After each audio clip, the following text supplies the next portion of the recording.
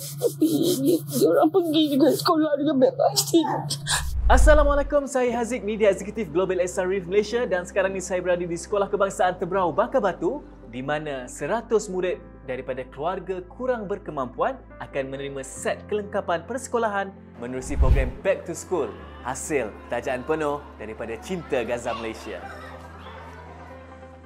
Hari ini, murid-murid menerima pelbagai kelengkapan sekolah termasuk beg, alat tulis dan kasut baru, yang ini satu keperluan asas yang bagi setengah mereka sukar untuk diperolehi.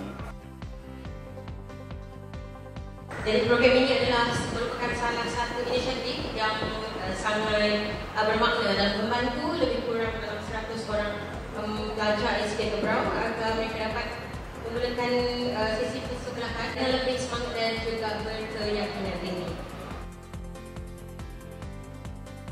Selain itu, program Kindness Day turut diadakan dengan 800 aiskrim telah diberikan bagi menceriakan hari mereka dan membawa kegembiraan. Begitu teruja lah.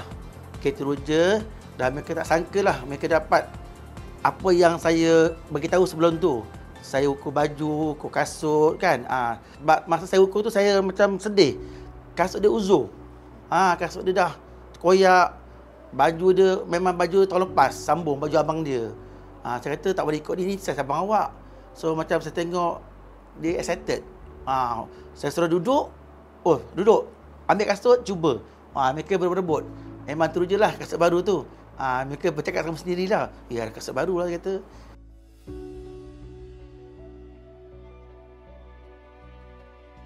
Dah besar nanti bila saya dah berjaya, saya pertama sekali saya nak tolong mak ayah saya lah, nak bahagiakan semua keluarga, family saya semua.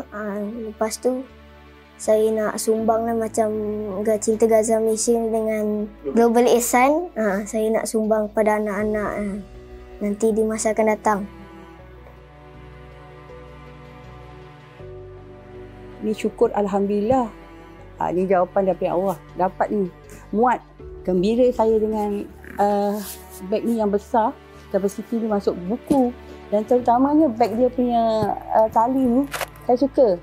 Tak membebankan bahu anak saya. Gembira sangat. Saya balik teringat awal persekolahan dulu abang-abang dia tak ada beg. Tak ada beg. Macam mana ada beg nak isi buku teks kan?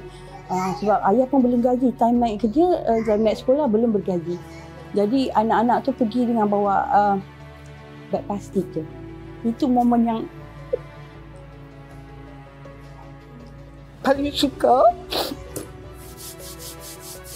Tapi dia orang pergi juga sekolah dengan beg plastik. Cikgu cakap, kenapa tak bawa beg? Macam mana nak isi buku teks? Alhamdulillah anak tak memilih. Yang penting pergi sekolah. Mesti pergi sekolah. Mesti pergi sekolah.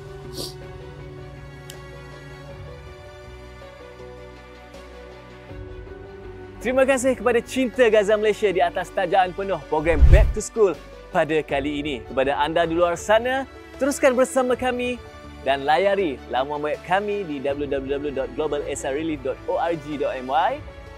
Ingat Ihsan, ingat Global Ihsan.